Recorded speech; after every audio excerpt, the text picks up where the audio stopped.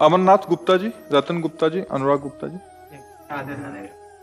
गुरु जी आपके चरणों में दास का कोटि कोटि प्रणाम। गुरु जी मेरा सवाल यह है कि जिनकी अकाल मृत्यु या एक्सीडेंट में मृत्यु होती है, क्या उनकी आत्मा को शांति प्रदान होती है या नहीं? क्या वो ऊर्ध्वगामी को प्राप्त होंगे? नहीं, इसमें ये देखना है कि अब जैसे बड़े बड़े संतों के भी एक्सीडेंट में मृत्यु हुई है, हमने देखा है। पूज्य बक्सर के मामा जी नाम के बहुत बड़े संत थे, तो जा रहे थे कथा करने, बरसाने पहले दर्शन किए श्री जी के सामने से एक ट्रक ने ऐसी तो बस राधा पधार गए। तो अब इनकी कोई आत्मा को अशांति थोड़ी है, तो भगवान के पार्षद है, भगवान में गए, समझ गए। अब जो पापाचरण कर रहा है तो शरीर छूटने के बाद उसको वैसी गति मिलेगी। खास बात मृत्यु कैसे हुई इससे मतलब नहीं है, खास बात है उसने जीवन कैसा व्यतीत किया, इससे है।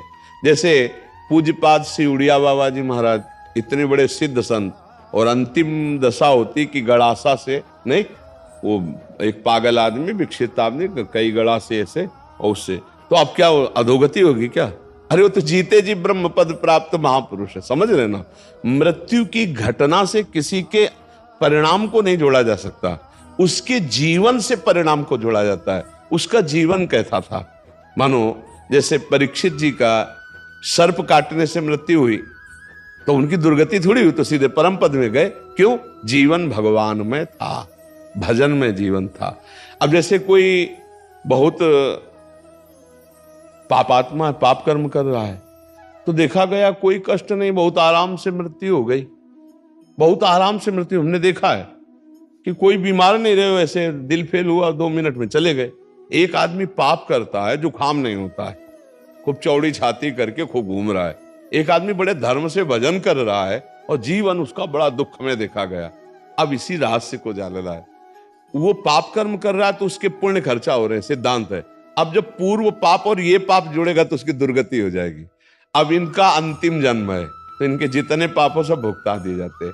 अंतिम परिणाम जाना जाता है जीवन की धारा से। तुम्हारी जीवन की धारा कैसी रही? अब जैसे एक आदमी है, अचानक बैठा हुआ, दीवाल गिरी, मर गया, उसे आप अकाल मृत्यु कहेंगे, लेकिन अब उसने जीवन कैसा व्यतीत किया है? अगर जीवन भजन में व्यतीत किया तो भगवान को प्राप्त होगा, और जीवन गंदा व्यतीत किया है तो उसके गंदे आचरणों के कारण उसका जीवन का परिणाम। केवल मृत्यु की घटना से कोई उन्नति या उन्नति का विषय नहीं होता, उसके पूरे जीवन से तारतम्य जोड़ा जाता है। मृत्यु की घटना तो पहले से निश्चित हो चुकी होती है, हम जिसे अकाल मृत्यु कहते हैं वो भी निश्चित हो चुकी होती है। भाई जैसे हमारे पाप बहुत बढ़ गए तो भरी जवानी में हमारी मृत्यु होनी है, एक्सीडेंट से होनी है, कैसे होनी, वो पहले से निश्चित हो गया। पूरा काल व्यतीत होकर के बुढ़ापे में मृत्यु होती तो बाल, अब जवानी में मर गया तो उसे अकाल मृत्यु कहेंगे। अब उतने में उसने क्या आचरण किया है?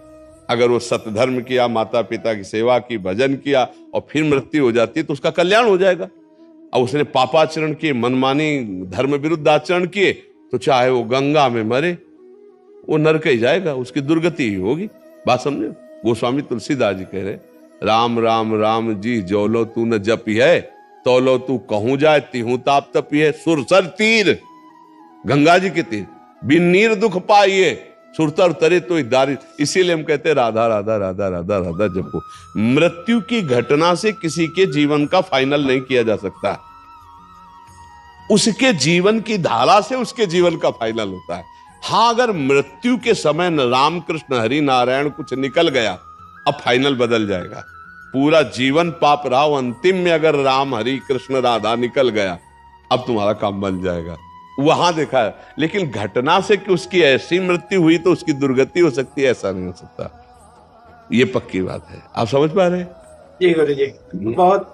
अब बिटिया थी मेरी, 2 बेटी थी, 23-24 साल की, बहू थी 29 साल की, 1.5 साल की पोती थी। 7 साल हो गए, मन व्यतीत रहता है। हाँ, क्योंकि अपनापन होता है ना परिवार से। तो अब देखो, इसका हम रोज घोषणा करते हैं एक बार सत्संग में, इस लोक का नाम याद कर लो, क्या है? मृत्यु लोग यहाँ सबको मरना पड़ेगा भैया। लेकिन गुरुजी 2011 में मेरा ऐसा संयोग बना कि कैलाश मानसरोवर जाने का मेरा, तो मेरी बिटिया जो है बोलती पापा आप जाओ कैलाश मानसरोवर, देखो मैं दुकान संभालूंगी। हमारा केवल वो व्यवहार में बहुत आगे बढ़ना होता है। हमारा केवल इतना कहना है कि देखो जिस समय, जिस सेकंड में, जिस मिनट में जहां मृत्यु हमारी होनी है वहां होनी है। वो हमारे कोई प्रियजन बनकर जो आते हैं वो अपने कर्मों का भोग भोगने आते हैं और हमको भुगाने आते हैं। जैसे आप कह रहे हो 7 साल से मैं दुखी हूं, तो अब दुखाई तो दे के गए ना, वो अपने कर्मों को भोग करके गए और हम उनके चिंतन में दुखी हूं। अध्यात्म यही बल देता है कि उनके चिंतन को त्यागो, हरि चिंतन में लगो। ये ठगबाजी करने के लिए माया सब चरित्र रचती, न तो कोई तुम्हारा पुत्र है न कोई तुम्हारी पुत्री, एक सच्चिदानंद भगवान ही ये नाटक कर रहे। अब अपने को संभाल लो और खूब नाम जप करो और किसी के प्रति रो मत, अब प्रभु के लिए रो। हे नाथ अब तो कृपा कर लो, ये मेरा जन्म अब आपकी प्राप्ति के लिए हो जाए। हाँ, कोई तुम्हारा नहीं। देखो हम एक तुमको कथा सुनाते हैं। एक चित्रकेतु नाम के राजा, भागवत में कथा आती है।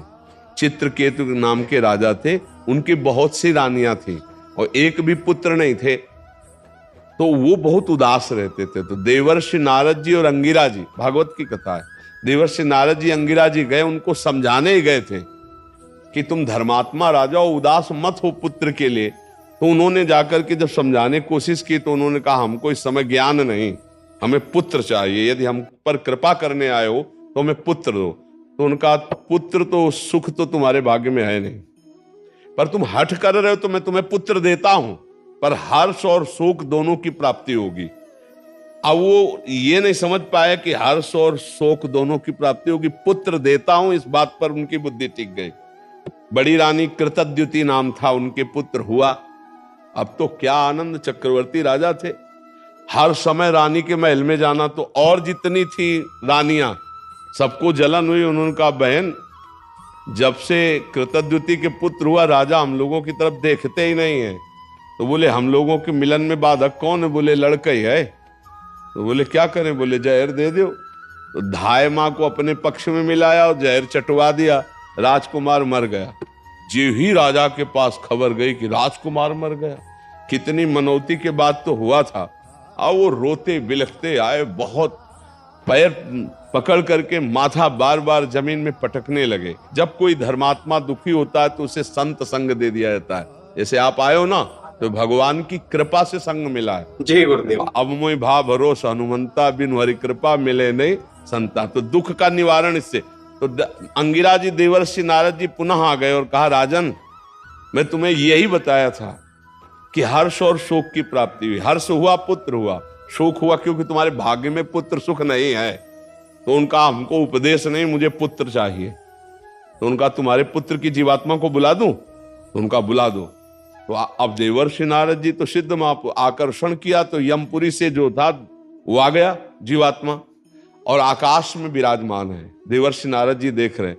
कहा देखो बच्चा तुम्हारे पिताजी कितना रो रहे हैं, तुम इस शरीर में आ जाओ, हम आदेश करते। तो उनका देवर्षि नारद जी ये केवल अपने स्वार्थ के लिए रो रहा है। ये कई बार हमारा बेटा बन चुका है, कई बार पत्नी बन चुका है, मैं किसी का बेटा नहीं हूं, मैं अपने कर्म का भोग इसके यहां भोगने आया था, मैं जा रहा हूं। जो ही सुना चित्रकेतु ने बोले बेटा बोल रहा है हमारा, बोले तुम्हारे बेटा की जीवात्मा बोल रही। उनका मोह दूर हो गया और फिर उन्होंने भजन करके भगवान को प्राप्त किया। तो भगवान ने तुम्हें मोह दूर करने के लिए भेजा है, तुम्हारा कोई नहीं है। हाँ भगवान ने लीला करके आए थे। अब खूब नाम जप करो, मस्त रहो, चिंता मत करो, और तुमको भी जाना है। जय गुरुदेव। ये बात जान लो कि तुमको भी जाना। तो जाने की तैयारी, जो चले गए उनके विषय में क्या खो, उनकी तो ट्रेन छूट गई, तुम्हारी न छूट जाए, इसलिए तुम पहले अपनी बेग भर लो। राधा राधा राधा राधा, कबीरा सब जग निर्धना, धनवंता नहीं कोई, धनवंता सोई जानिए जाके राम नाम धन होए। खूब नाम जमा कर ले, लोक पर लोक में बहुत आनंद रहेगा। परम धन राधा नाम आधार, राधा राधा राधा, जहां जाओगे चकाचक आनंद रहेगा। अब यही का बैंक बैलेंस किया, ये देश ऐसा है कि कपड़ा तक उतरा लिए जाते हैं, मतलब शरीर कपड़ा है ना आत्मा का, ये भी आग लगा दिया जाता है। अब केवल जीवात्मा पर कर्म को लेके जाता है। कर्म हमारे हमको बहुत दुख देंगे, देख लो। ऐसे ऐसे कर्म कियो, सब लोग बैठे हो, अगर आप ऐसे निर्णय पूछा जाए कि ऐसे कर्म करने वाले को क्या दंड मिलेगा, तो आप क्या उत्तर देंगे? खुद देख लीजिए। जो आप कर्म किए हो और अपने को क्षमा कर दिए हो, वही कर्म आप एकांत में डायरी में लिखो और फिर सोचो कि अगर मुझे निर्णायक बनाया जाए इन्हीं कर्मों का दंड देने के लिए, तो हम क्या दंड देंगे? वो कर्म सब तुम्हारे सुरक्षित हैं दंड देने के लिए, जिनका तुम्हें दंड नहीं मिला। तो राधा राधा राधा राधा भगवान को पुकारो तो कह रहे हम सर्व पापेभ्यो मोक्षयिष्यामि मा शुचा, मैं तुम्हें समस्त पापों से मुक्त कर दूंगा। तो अभी समय है, अभी राधा राधा राधा राधा कृष्ण कृष्ण हरि हरि, अभी अपना कल्याण कर लो, रो पीटो मत। यहां जो जितने समय के लिए आता है उतने समय के बाद चला जाता है, कोई गर्भ से चला जाता है। एक आए थे परिवार के, उनका 6 वर्ष का अकेला लड़का, 6 वर्ष का लड़का हमारा मार दिया भगवान ने। हम कहा भाई अगर हमारी बात समझ में आवे तो भगवान ने नहीं मारा। वो जीव अपने कर्म से केवल 6 वर्ष के लिए भारत भूमि में मनुष्य रूप में आया, अब वो चला गया। तो आपका भी कर्म है कि अब आप दुख भोग रहे हो उसके वियोग में। नाम जप करो, भगवान को कोसो मत। जो जितने मिनट के लिए आया उतने मिनट ही रहेगा। अगर रोकने की बात होती तो भगवान जी दशरथ जी को मरने नहीं देते। हुआ ना दशरथ जी का मरण, जटायु भगवान के हाथ में ही शरीर छोड़ रहा है कि नहीं छोड़ रहा है? इससे हमारी बात ये समझो, सुनो भरत भावी प्रबल बिलख कहो मुनिनाथ, हानि लाभ जीवन मरण जस अपजस विद्या। खूब राधा राधा जपो, मस्त रहो और तैयारी करो चलने की। ये रहने वाला देश नहीं है, हर चीज यहाँ की छुड़ा ली जाएगी। दुनिया में लाखों का मेला जुड़ा, हंसा जब जब उड़ा तो इसलिए देखो समझ जाओ तो फिर रोना क्या, और जब जाग गए तो सोना क्या। अगर ज्ञान में जग गए तो फिर मोह में क्या सोना, अगर समझ गए तो फिर क्या रोला। एक बार मरना है, सबको मरना है, मरने की तैयारी कर लो। जो पहले से तैयार न थे पछता पछता कर चले गए, जाना पड़ेगा। इसलिए राधा राधा राधा, कब जाना कुछ पता नहीं। पीछे तलवार लिए खड़ी मृत्यु, कब गला काट दे, किस रूप में काट दे, कुछ पता नहीं है। कुछ पता ले, कुछ पता ले। नाच रहे हैं और नाचते नाचते ऐसे हुए और गिरे मर गए। फिल्मी गाना चल रहा है और नाच रहे और मर गए। मुंह का लील नहीं सकते, आ बोला तो फिर आगे धा नहीं बोल पाओगे। जितना बस उतने में रोक दिए जाओगे। सरकारी काम है, सब छीन लिया जाएगा, पहले ये समझ लो। तुम्हारा यहां कुछ नहीं रहेगा। स्त्री पुत्र परिवार मकान दुकान बैंक बैलेंस सब छीन लिया जाएगा, तुम्हारा शरीर छीन लिया जाएगा। तुमको अकेला यहां से जाना होगा। तुम्हारे पास होगा तो तुम्हारे कर्मों की पोटरी होगी, धर्म और अधर्म जो किया है, और इन दोनों पोटरियों को आग लगाना हो तो नाम जप करो, राधा राधा राधा राधा राधा। बढ़िया चकाचक व्यवस्था होगी, मरने में भय नहीं लगेगा और भगवान के समीप जाकर आनंद भोगोगे। जैसे भारत में आनंद ले रहे हो, ऐसे भगवान के दिव्य धाम में तुम्हारे लिए हर व्यवस्था होगी। अलग महल होगा, बढ़िया भोजन व्यवस्था बढ़िया, मरना है नहीं। ठाकुर जी का भोग मिलता है वहां धाम में, प्रियालाल के साथ खेलने को मिलता है और परम सुख प्राप्त होता है। मरने का भय नहीं, आना जाना नहीं, बुढ़ापा नहीं। खूब मीठा खाओ, शुगर नहीं होगी। हाँ, high blood pressure low blood pressure नहीं होगा भगवान के धाम में। इसलिए हम सब तैयारी करें भगवान के धाम में जाने की। नाम जप करें, खूब नाम जप से आनंद आएगा। आज से रोना छोड़ दो, बंद कर दिया। हाँ बिल्कुल, नाम जप, हाँ नाम जप करो। हम जो कह रहे हो तुम्हारे को परम मंगल में बात कह रहे हैं, नाम जप करो। इसीलिए संतों के मार्ग में आके मैं हमारी पत्नी को मैं एजे वो जी कहना 7 साल से छोड़ दिया हूँ। हरिओम के नाम से पुकारता हूँ। बहुत बढ़िया। वो आपको क्या कहती है? वो भी हरिओम ही। अच्छा, बोले हरिओम तो बोले हरिओम है। ये बहुत बढ़िया, ये बहुत बढ़िया, नहीं बहुत बढ़िया, नहीं अच्छा ठीक है। अपने यहाँ भी बुलाते राधे तो बोले राधे, ऐसे बात करते ना। श्री हरिवंश तो कहेगा हाँ श्री हरिवंश, अपने भी ऐसे ही बात करना। ठीक है।